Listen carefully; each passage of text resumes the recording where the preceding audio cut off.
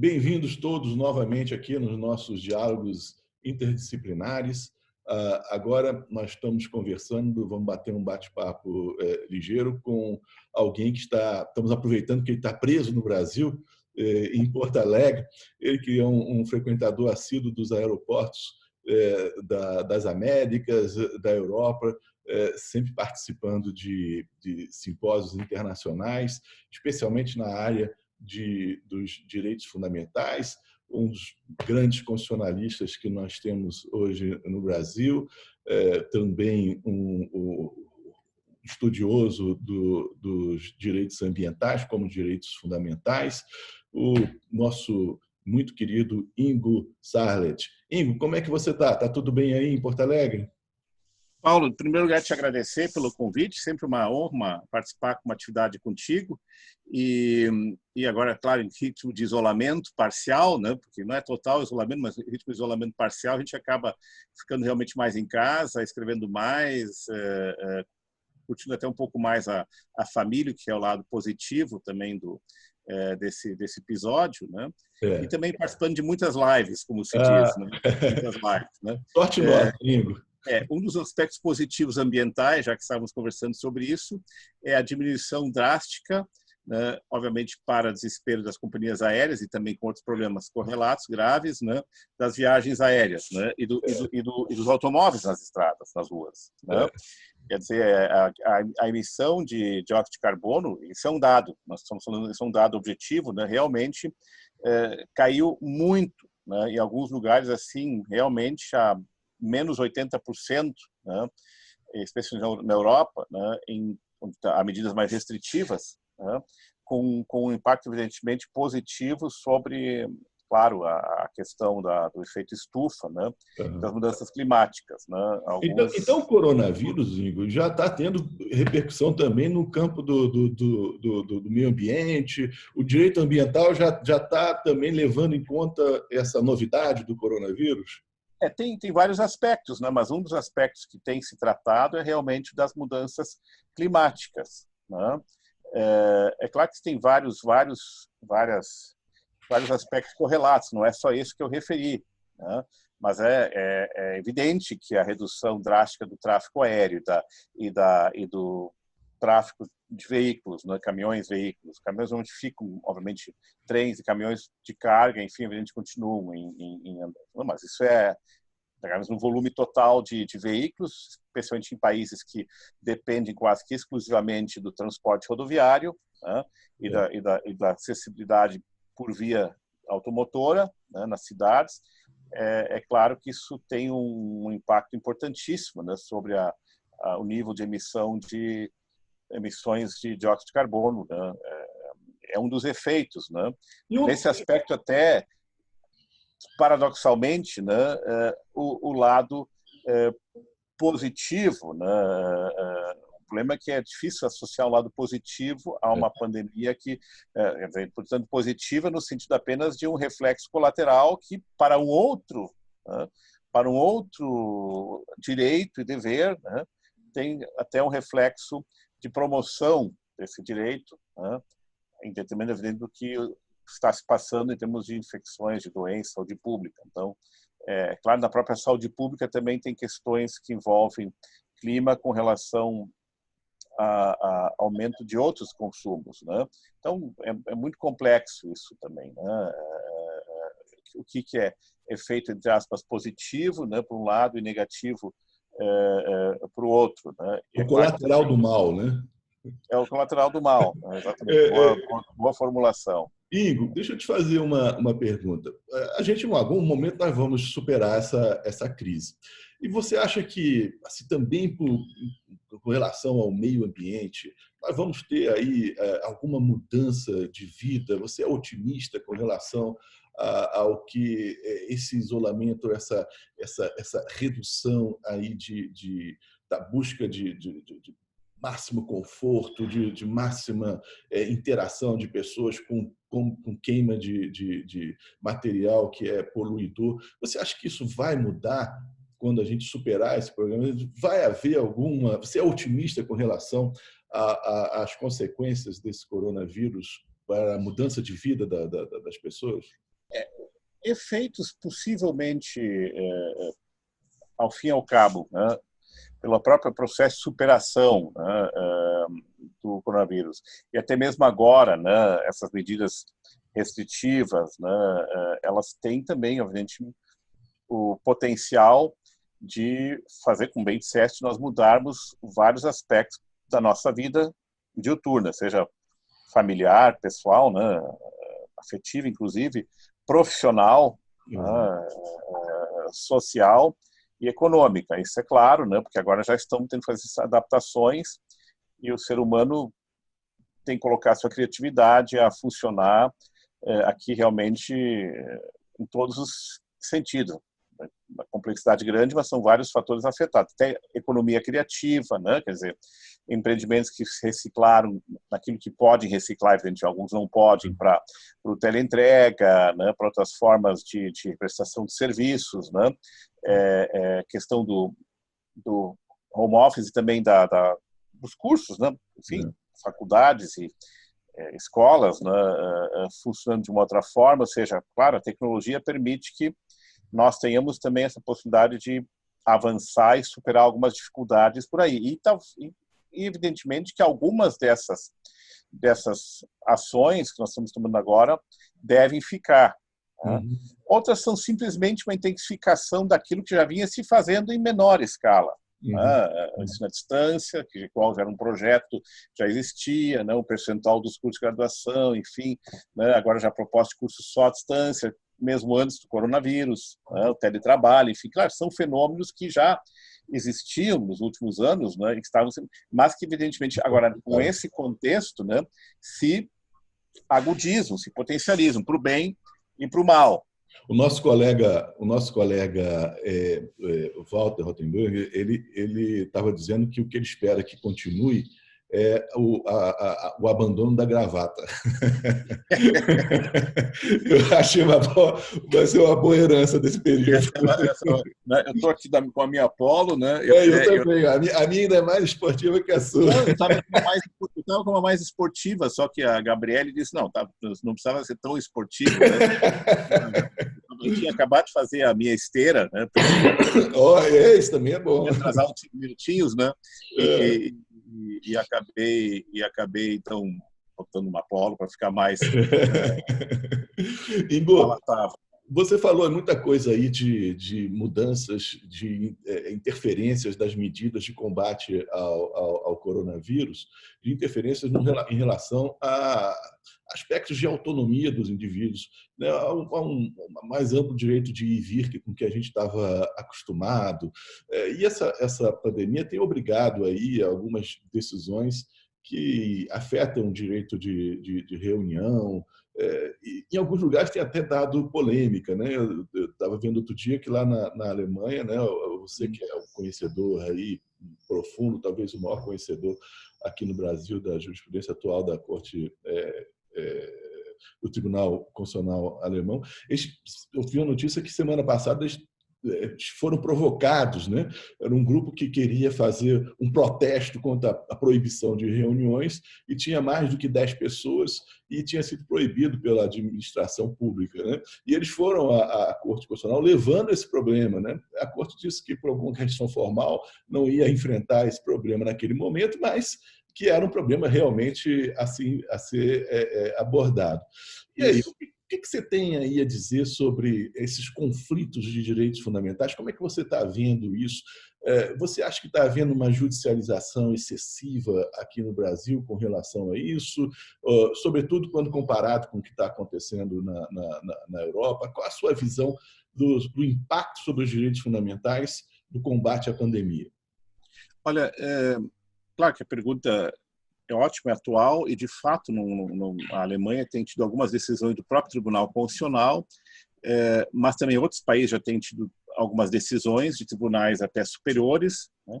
Mas é claro que a judicialização ela se passa, na maior parte, salvo exceções, no varejo, como se diz, né? Nas instâncias ordinárias. Lá também tem ações nas instâncias ordinárias, né? E não poucas em relação a isso, né? Claro que isso também depende muito da formatação das medidas, né, pelos atores estatais responsáveis pela sua edição. é o executivo, a administração pública e o legislativo. Né? É evidente que quanto mais bem formatados do ponto de vista jurídico, né, mais, digamos assim, resistentes essas medidas são ao controle judicial. Né? Também, quanto mais existe um processo de conscientização coletiva da necessidade dessas medidas, né, também menos elas são atacadas, né, porque há uma conscientização maior, digamos assim, não absoluta, mas consciência maior, então uma resignação de que temos que agora, por um tempo, né, nos submeter a algumas limitações, né, do que em outros lugares. Também as culturas variam muito, né, nesse sentido. Né? Claro que também lá tem alguns embates federativos, né, porque a autonomia dos estados é bastante grande na Alemanha, né, com uma federação que, diferentemente da nossa, e a exemplo da americana, nasceu de baixo para cima. Né? Assim como a americana, a Federação Alemã veio da antiga Confederação dos Estados Alemães, né? E passou, a Alemanha já era um Estado federal no Primeiro Império, então isso é recorrente. Né? Claro que é uma decisão interessante, porque nós tínhamos uma decisão anterior do próprio Tribunal Constitucional Federal, de alguns dias antes, né? Essa até agora referi na última coluna no Conjunto, fiz uma parceria com o nosso diretor da Escola da Magistratura, que é especialista em liberdade religiosa, fez doutorado sob minha supervisão sobre o tema, a gente escreve muito juntos, e referindo essa decisão, e também a do Supremo, né, nessa matéria, né, onde realmente o tribunal, nesse caso, né, disse que, por hora, a limitação, né, da proibição de frequência em espaços com aglomeração para cultos religiosos, no caso era uma missa de Páscoa católica, né, seria constitucional, a depender, evidentemente, da formatação da medida, assim por diante, da evolução dos acontecimentos. Tá? Então, eles deram ali, sim, eles negaram o provimento liminar solicitado pelo caso, era um cidadão católico, né, que acabou entrando em formação constitucional, ali eles negaram. Né? Nessa, realmente, eles apontaram que a liberdade de reunião é um direito altamente delicado do ponto de vista democrático, né? E que eles apontaram, inclusive, no sentido de que, se fossem realmente superar as questões formais, como tu bem disseste, né? A tendência seria que, ainda mais que eram manifestações limitadas a grupos de pessoas, essas não poderiam ser proibidas. Ali já ficou um embrião já de mérito, né, declarado, já no sentido diverso porque isso também então mostra o quanto, bom, Paulo, muito melhor do que eu, escreve sobre isso, inclusive no curso de Direito Constitucional, que é o que eu mais cito. Você é um amigão. Mais cito de curso, mais cito do Paulo do Gilmar, mas de qualquer sorte é claro que isso a gente percebe, nós sabemos disso, né, como isso é sensível, que dependendo, aí vem a questão dos pesos, né? Grau de importância que se atribui para um direito num determinado contexto, né, para permitir que ele, veja, no próprio estado de sítio, né, que é o estado mais excepcional dos excepcionais, né, que uma ordem constitucional democrática permite que seja decretado temporariamente, com todas as garantias, inclusive da participação legislativa, enfim, né? Mesmo em estado de sítio, existem direitos que não podem ser suspensos. Exato. Né?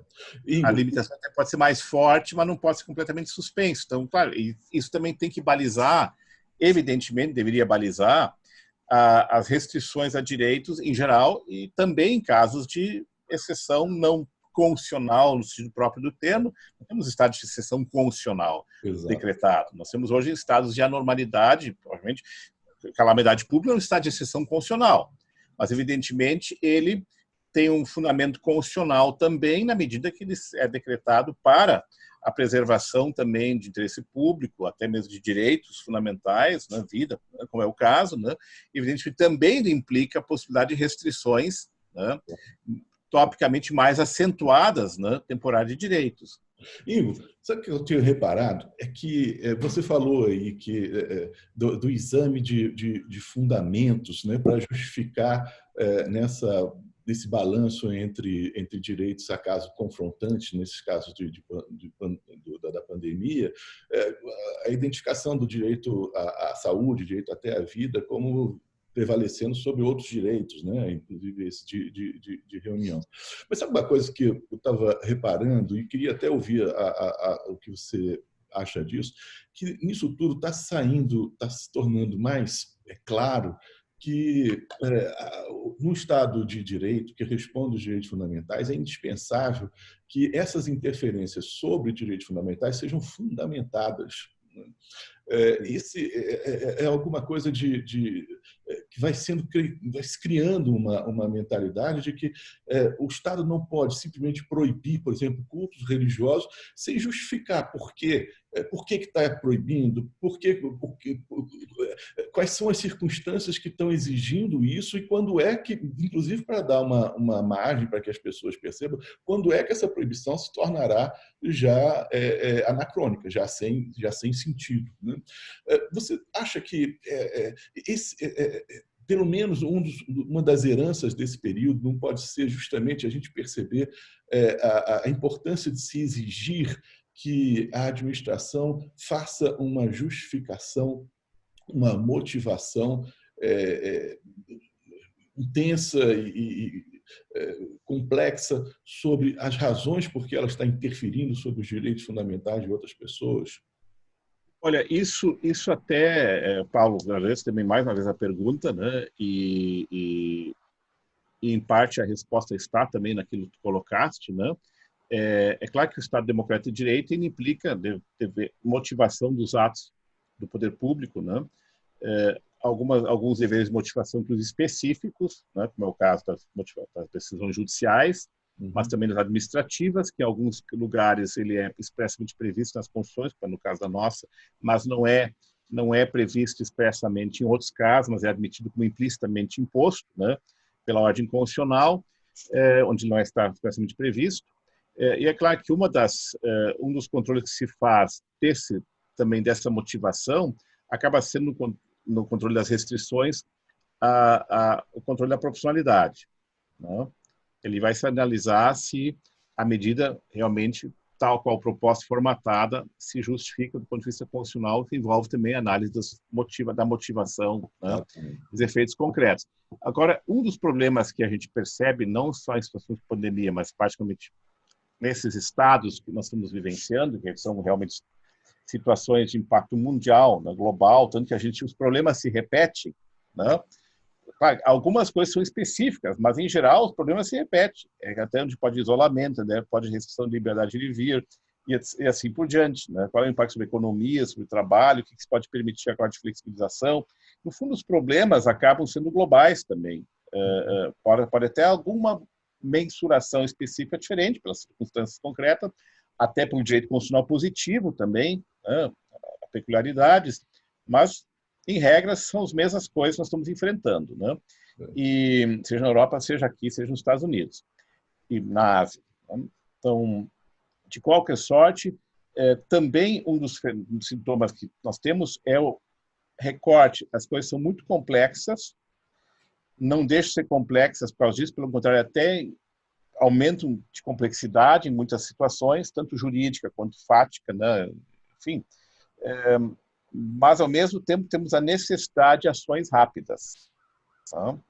Ou seja, a reação quase que imediata, né, do Poder Executivo e do próprio Legislativo, em alguns casos, né, convocado em regime de urgência urgentíssima. E aí nós temos também um problema democrático, né, porque, ao mesmo tempo que a administração pública e o legislador também têm que agir com rapidez, o judiciário também é chamado a agir com rapidez, a decidir rapidamente, em sede monocrática, inclusive o Supremo está saindo muito bem, no meu sentido, em pautar, em decidir com rapidez, e inclusive pautar no plenário com rapidez as questões. Acho que o Supremo Federal tem feito um papel aqui. Devemos discutir aqui, outro lá, um argumento, a concordância ou não com todas as decisões. Isso é normal em qualquer situação. Mas que não. O nosso Poder Judiciário, em geral, a gente percebe isso aqui também no Estado, enfim, vamos onde eu consegui acompanhar, né? Está gostando, se não gostando da decisão, enfim, está agindo, né? Mas, claro, com uma rapidez, né, muito maior e, ao mesmo tempo, também, justamente tendo que lidar com questões, às vezes, de alta complexidade, né, em curto espaço de tempo e também, muitas vezes, com menor possibilidade de acessar, eventualmente, todas as informações, né? Que às vezes pode ficar um pouco depois para o mérito, enfim, mas, mesmo assim, dificulta. Um legislativo atuando por plenário virtual, Pois é. né? E por regime de urgência urgentista, superando uma série de etapas do processo deliberativo, né? Isso, moda, é uma ameaça enorme à democracia. Né? Enorme. Lei aprovada por acordo de liderança, porque nós temos aquela discussão sobre a legitimidade do Poder Judiciário, né? Declarar a inconstitucionalidade de leis. Quer dizer, 8 ministros, lá 6 ministros decidem pela inconstitucionalidade de uma lei aprovada pelo Congresso. Mas nós sabemos que algumas leis são aprovadas por acordo de liderança. Você quer a deliberação no plenário. Claro que o regime de urgência urgentíssima é necessário, né? Uma situação dessa, evidentemente, se justifica, né? Mas isso também, virando moda, né? Veja a discussão agora com o Supremo, a questão da sustentação oral. Eu vou participar de uma sessão no Supremo daqui de casa, na terça-feira, é coisa inusitada, né? E a gente sabe que esse contato pessoal é importante. Mesmo no Supremo, né, há várias manifestações de ministros dizendo tomara que isso acabe, né? Quer dizer, a gente tem essa expectativa de que isso realmente é transitório, quer dizer, é uma mudança do que Vejam bem, se me permite até complementar, já que no que diz com acesso à educação, por exemplo, já saindo um pouquinho mas já pegando o gancho aqui, né? A gente sabe, tem estudos que demonstram que, pelo menos por hora, né, o nível de rendimento médio, claro, sempre é médio, né, e de resultados positivos em termos de formação e qualificação de um curso à distância é um percentual inferior de 10% a 20%, às vezes mais, né, do que um curso regular presencial. Olha, interessante. Né? Já o tem nível de, por exemplo, minha filha faz faculdade, enfim, né? E uma delas gosta de ficar em casa, então ela está se dando muito bem, né? A outra que não está legal, está detestando a distância, né? Porque não consegue se concentrar, não consegue aprender da mesma forma. Né? Então, isso é um dado. Esses dados são dados, existem dados científicos sobre isso. Né? Então, claro, isso também demanda uma acomodação, possivelmente com um processo, né, de melhoria dos recursos didáticos, enfim, metodológicos, enfim, pode ser que se supere esse gap, né, de rendimento na formação totalmente à distância. Né? Não estou falando de parte à distância, atividades à distância, mas totalmente à distância. Né? A gente parece que está vivendo um período que é um verdadeiro laboratório, né, de experiências. Né? O coronavírus está fazendo com que a gente teste algumas soluções que a gente via como importantes, outras que a gente relegava. É impressionante, né? Eu acho que o mundo vai ficar diferente depois disso passar. Se aprendermos a lição, né, ele pode ficar diferente, inclusive para melhor. É verdade, é verdade. Diga. Mas nós sabemos que o ser humano, e sempre há dentre os humanos, né, fatalmente aqueles que não aprendem a lição, não querem aprender a lição e, pelo contrário, né, se locupletam em cima da desgraça alheia. Né, seja aumentando o preço de máscaras de R$2 para R$40, seja aumentando o preço de respiradores, pessoas morrem por causa disso, né? Tanto a atuação do Estado, o professor Lênin lembrou isso muito bem ontem na live que a gente teve também aqui do IDP, né? Esse debate com o Zé Eduardo Cardoso, com a Clara, com o Lênin, enfim, um aspecto também importante, que até acho que vale a pena retomar aqui, né? que é precisamente essa circunstância de que nós estamos vivenciando um momento em que esse aprendizado, né, ele nos remete a problemas mais sérios, mais profundos, digamos assim, né, até mesmo de qual é o papel do Estado. E é dado, isso tem sido discutido até em outros foros, né, de que aquela alegação liberal, né, o tema também onde era liberalismo, enfim, né, é o liberalismo, de que o Estado tem que ser esse revival, digamos assim, né, do liberalismo, de uma espécie de Estado mínimo, né, ela está se mostrando, mesmo estados que seguem essa cartilha, uma solução que não está dando conta, porque aqui, sem regulação estatal de preços, né? Sem regulação estatal de segurança, né? E assim por diante, né? É o caos. Né? Quer dizer, também a prova de que o Estado não é tão malvado assim, não é tão indispensável assim. Tão indispensável assim, tão prescindível assim. Né? Então, há diversos fenômenos se passando. Né? Vejam, é simbólico isso, mas vejam quão significativo o Boris Johnson, né? Política claramente também não tão radical contra Trump, também sejamos corretos, né, com ele, né? Mas uma política claramente calcada também em resistência à imigração, né? Brexit, assim por diante, né? Embora já estejam de parte arrependidos, né? Mas claramente focada nisso também, né? Foi atendido por médicos mesmo imigrantes, né? E saiu dizendo que presta um serviço, né? É verdade. Grande. Quer dizer, a ironia do destino, né? A ironia do destino. Né? E acho que muitas coisas aqui vão ter que também se adequar. Alguns vão aprender a lição. Igor, então eu acho que dessa nossa conversa a gente pode tirar pelo menos uma conclusão, né? O corona está nos fazendo pensar e nos dá talvez uma esperança de nós mudarmos os nossos modos de pensar que não envolvam o outro. Né? O corona está nos fazendo lembrar que existe o outro. E o outro não é só aquele que transmite a doença. Né? O outro é aquele por quem a gente tem que cuidar, de quem a gente tem que ter em conta quando toma as nossas decisões. Porque assim como temos essa localização, essa exploração quase mórbida, diria assim, né, criminosa desses estados, né, de calamidade, né, como sempre houve na guerra, por diante, quem ganhou muito dinheiro com isso, né? Mas ao mesmo tempo também temos grandes momentos, né, de solidariedade, de bondade, de generosidade, seja. E para usar uma expressão, não adianta, isso é o ser humano. E para usar uma expressão que você costuma explorar com grande proficiência na área jurídica, a dignidade da pessoa humana aí está novamente em foco. Né? Muito. Ingo, muitíssimo obrigado por esse bate-papo tão bacana. Passou até do tempo que eu tinha prometido que eu ia te reter aí no seu... Tranquilo. No seu Ele está à disposição. Paulo, brigadão, tá? A todos que eventualmente estejam assistindo, vou assistir também. Agradeço pela paciência, atenção, e Paulo, estou à disposição sempre. Parabéns por esse trabalho bacana que tu estás fazendo aí também nessa época.